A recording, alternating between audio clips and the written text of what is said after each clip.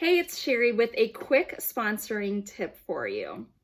Have you considered sending an email blast to those that have expressed interest in your business? So here's the reality. Right now, people are fleeing from social media, and so we need to be prepared with an alternate way to communicate with our potential new recruits. So if you haven't in a long time or haven't ever, capture some email addresses of those individuals who have been insiders, who have been big shoppers, who always shop an outlet sale. That's an easy list to grab, as well as anyone who is an active member of your social media VIP group. Just because they're an active member now doesn't mean that they will always be an active member.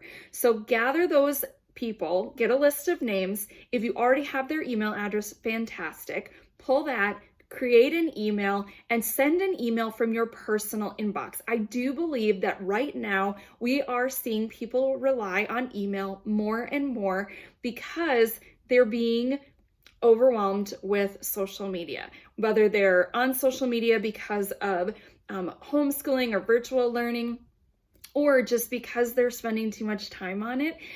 They may be looking to their email for a better form of communication in the future. So send an email, make sure that your subject line is super attention grabbing. So think about subject lines in other emails that you have received.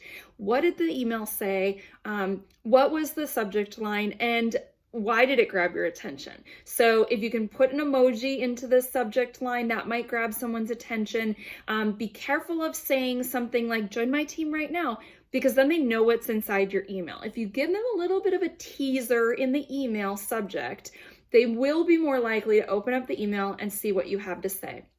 So something like a call to action that creates a sense of urgency. So something like limited time only, here's the details. Tell them exactly, like, okay, there's a short, quick thing, and I'm going to give you the info. So you don't even have to reply to me to get more information, because sometimes we do drop a little bit of bait, right? Like we're fishing, we drop a little line in the water and we try to get them to come to us. No, just give them the information, but then be prepared to follow up after they have read your email.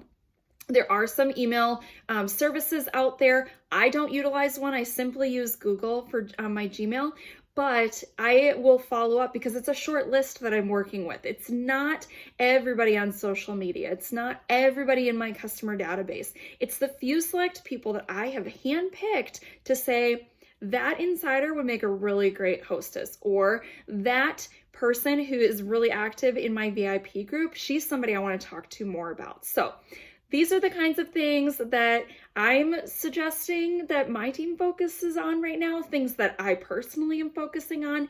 Sending out an email, trying to communicate that with them in a different space that's not on social media, which I have relied on the social media space for far too long. So getting into the email, getting into their inbox, and trying to create an additional space for you to have a conversation that's a little bit more businessy versus social media. So good luck. And here's to adding that next individual to your team.